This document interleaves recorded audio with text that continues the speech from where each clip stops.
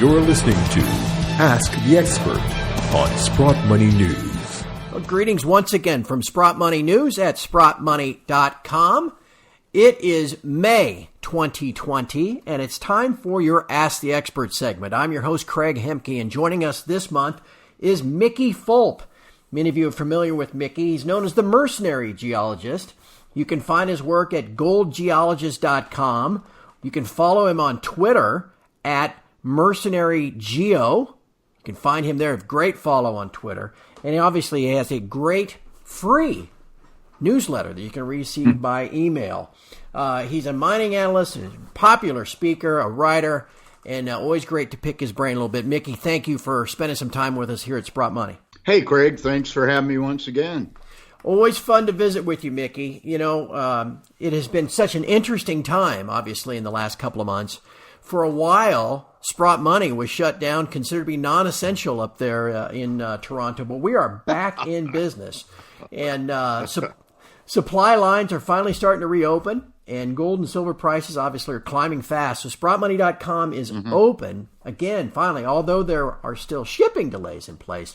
We do have Royal Canadian Mint gold and silver maples, 110-ounce RCM silver bars, and more available right now.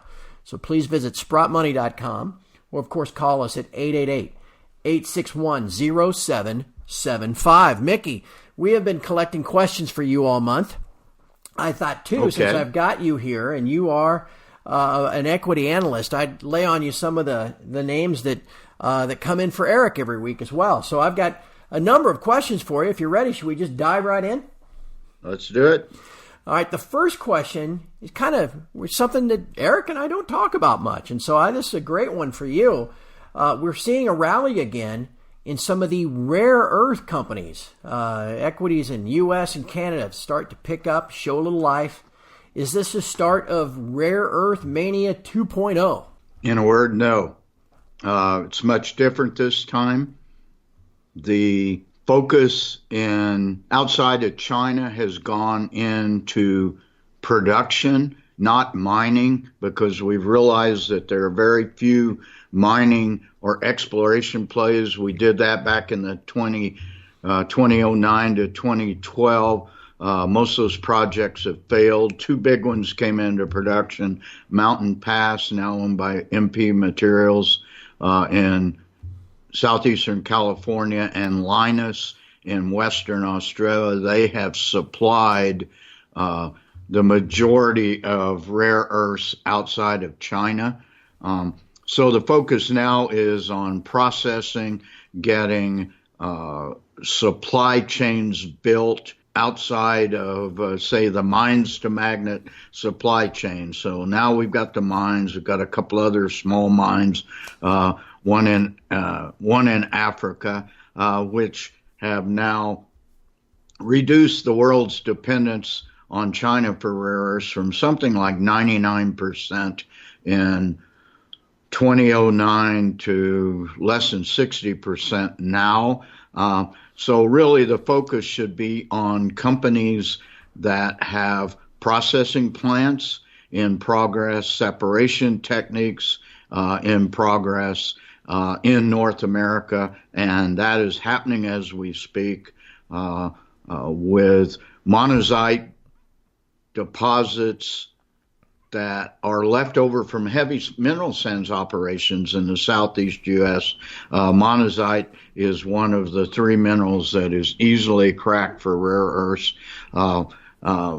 And then we've seen companies like Energy Fuels, which is historically a uranium and vanadium company. They have an initiative right now. They're going big time into rare earths because they've got the White Mesa Mill processing capability in southeast Utah. So that's where it's going, much different. But anybody that thinks rare earth mania is back is feeding you a line of bull, in my opinion. Getting a little, putting the cart before the horse, perhaps. Absolutely. Well, let's use that, though, as a segue to the second question that was sent in, and it's specific to the jurisdiction of Africa. You mentioned rare earth mining in Africa.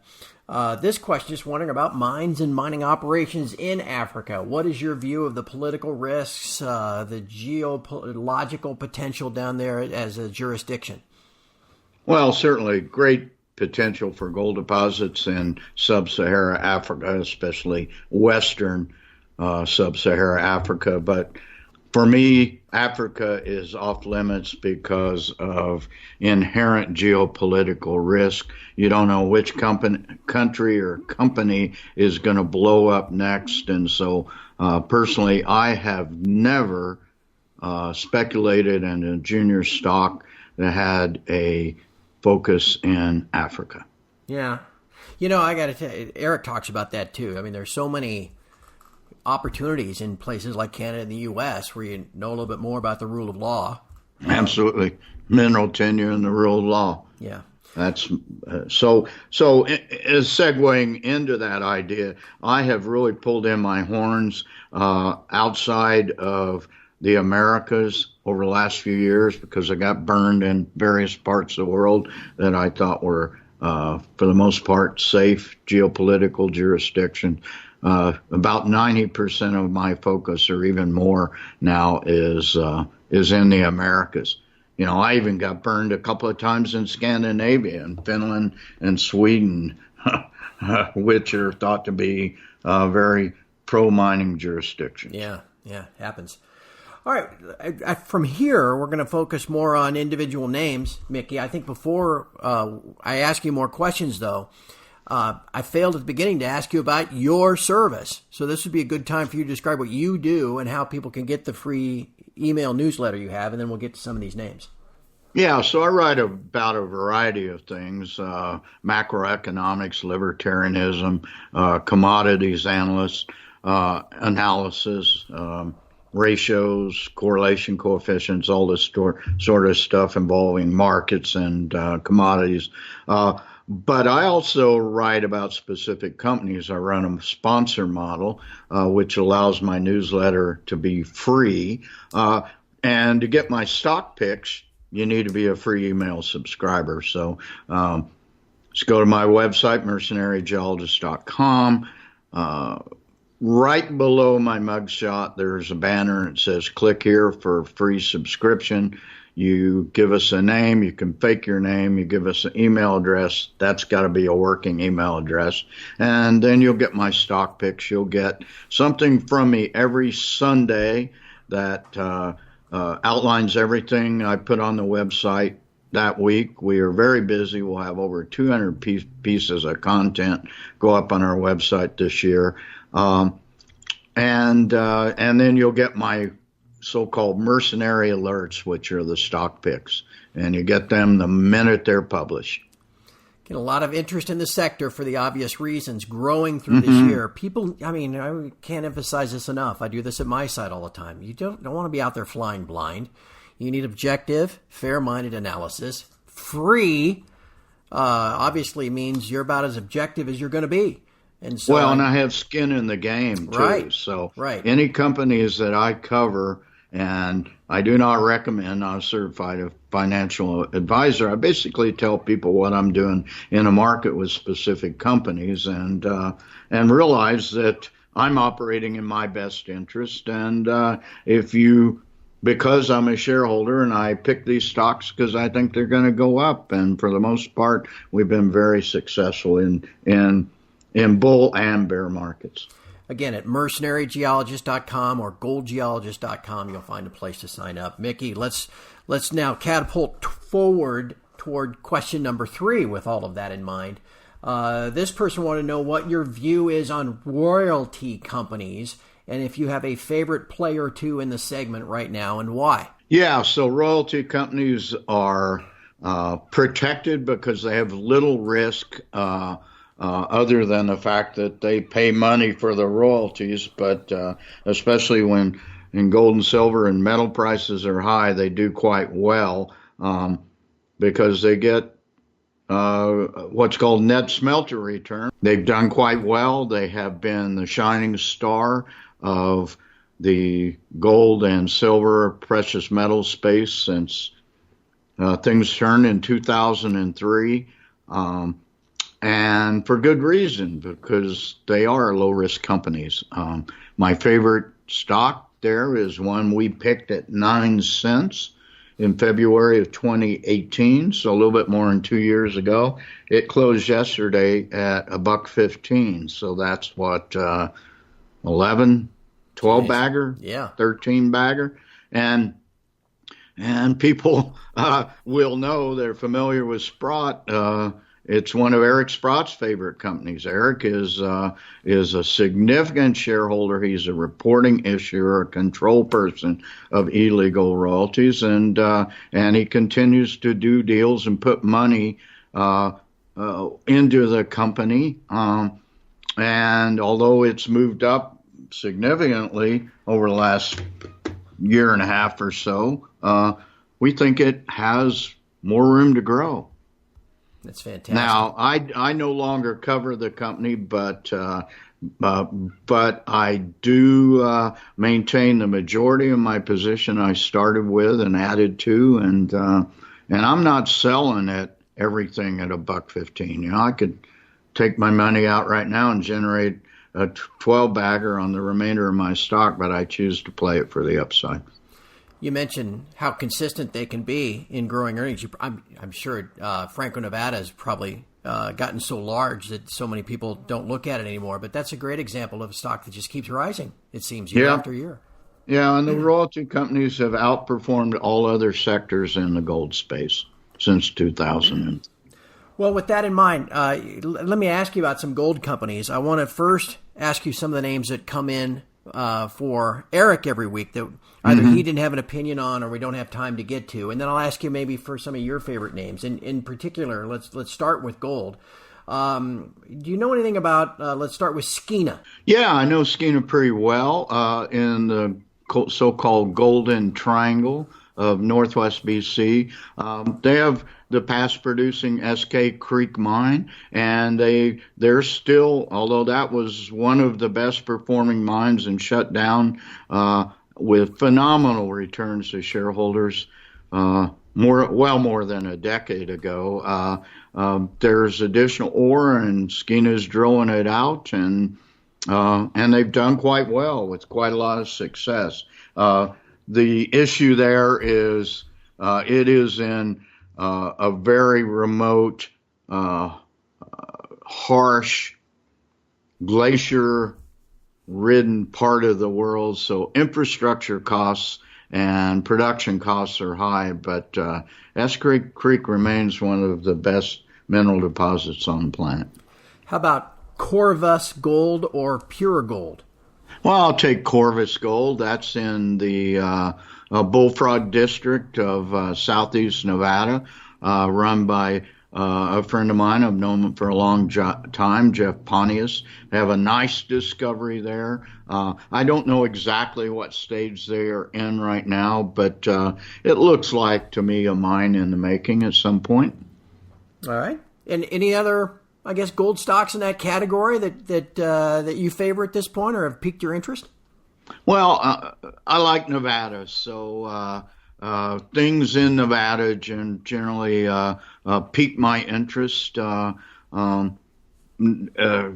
For instance, illegal royalties is actually a hybrid company. It's a prospect generator with only over 70 projects, the majority of which are either generating option payments or royalty payments or advanced royalty payments, or have reverted to royalties at this stage. But anything Nevada always catches my interest.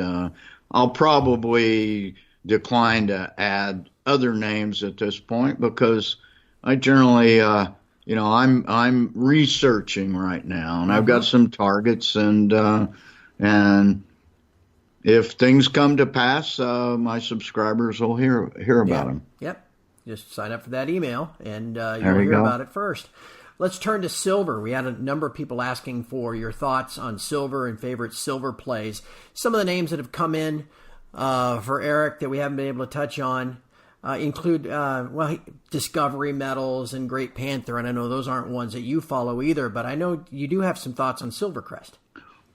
Well, yeah, Silvercrest is a really good company. I've known the CEO, Eric Fear, for 35 years, since when he was with Pegasus in Montana. I was working in Montana at the time. A very good engineer and geologist, has degrees in mining engineering and in geology, and he spans that transition very well. He's been very successful, sold a project, at least one project, maybe more, to First Majestic, and I expect him to do it again in northern Mexico. So Silvercrest is a very well-run company. Do you have any other within the sector that you got your eyes on? I'm not a silver guy because I'm not a silver bug. And right now we're looking gold-silver ratio. It's been above 100, as high as 120 since March the 3rd or 6th or something like that. It went below 100 for the first time in 7 weeks yesterday. It's at 100 as we speak. And it's no longer a monetary metal. It can act as a precious metal in times of financial duress, but it really is an industrial metal. And for the most part, all silver companies are really lead zinc companies who produce byproduct silver. Even though the silver may contribute the majority of cash flow, they still need a smelter to process those lead zinc ores. And so that's why a lot of them are domiciled in Mexico or Peru or places that have smelters, lead zinc smelters. And so just not a portion of the exploration development resource base that interests me. Fair enough. Well, with that, let's segue into the final question I had for you. That kind of combo, I call them combo companies, but they are these companies that pull just about everything out of the ground. The questions that have come in for you involve Northern Dynasty and Centerra. Okay, well, Northern Dynasty project is Pebble Deposit in southern Alaska. I've been on the project a number of years ago. It's owned by, or it's controlled as part of HDI, the old Hunter Dickinson group. Extreme environmental opposition that got nowhere. Some real shenanigans during the Obama administration. A lot of that's cleared up, but the real problem with Northern Dynasty, it's so remote and it's so hard to get to and get fuel and supplies to that if you look at the feasibility studies that have been done, look at the major miners who have come and left, and really the problem is the deposit as it's presently designed, a big open pit copper gold porphyry mine, is sub-economic. It's got a huge capex. The NPV is a fraction of that capex. Big red flag there. You should never put your money in a project where the NPV is less than a capex. My threshold's about 1.5 times the NPV over the capex. So it's a sub-economic deposit. Besides the environmental opposition that it's generated, most of which is not real. This whole salmon spawning ground does not really hold scientific water. But the point being that if it was a compelling economic deposit, it would be developed, and it is not. And the other one was Centerra. Yeah, so Centerra and the Kyrgyz Republic. I talked earlier about how I avoided geopolitical risk. Well, one of the plays that I'm involved with right now, and it's still a private company, soon to be public, is a Carlin-type play in the Kyrgyz Republic. Centerra's had a very checkered history there. The country used to be called Kyrgyzstan. Now it's Kyrgyz Republic. They solved most of those issues with the Kyrgyz government a few months ago, and if memory serves, about November of 2019, so 6-7 months ago. It's a very good deposit. It's got huge reserves. It could go a long time, but point being that there is some geopolitical risk there, although a lot of the questions about that deposit and its viability going forward. Certainly the deposit and the mine is a world-class situation, but there is some political risk there. Terrific. Again, Mickey, it's so much fun to pick your brain because you know so much about this stuff after all these years of doing it. Remind everybody one more time where they can find your free email newsletter and how they sign up. Yeah, mercenarygeologist.com. Sign up, give us a name and an email address. You'll get something from us 1 or 2 times a week. And then I would encourage everybody to check out my Twitter feed at mercenarygeo, 51,100 followers. So somebody thinks we're doing some good stuff there, but we have a lot of fun with it. We span all sorts of stuff from stock picks to libertarianism to commodity analysis to the sport teams I follow, my fishing ventures, etc. So we use that to have fun. You bet. You bet. You got one of those blue check marks yet, Mickey? I don't know what that is, but I'm sure I do. I think that means something that the powers that be at Twitter don't like some of the things that I say. Every once in a while, I notice that I lose a bunch of people that I follow, which means they're being banned, and as a result, our Twitter followers go down every once in a while, and we don't really know why. But then we look at the ones we're following, and they've dropped a concomitant amount too. So we push the envelope on Twitter, no doubt. Well, you're a great follow. And again, just to remind everybody, it has been a crazy couple of months, but we are back open for business at Sprott Money. And there's no time like the present to be adding to your physical stack with everything, the madness of the global central banks. I'll second that, my friend. Yeah, I hear you. Again, SprottMoney.com is where you want to go. You can always check the deals tab. But again, just look for simple things like RCM, gold, and silver maples. We've got plenty of them on hand, and you can visit SprottMoney.com, where again, that number is 888-861-0775. We've been speaking with the mercenary geologist, Mickey Fulp, an old friend. Always fun to get caught up with him. Mickey, thank you so much for your time. Thanks a lot, Craig. And from all of us at Sprott Money News at SprottMoney.com, thank you for listening. We'll have another Ask the Expert segment next month.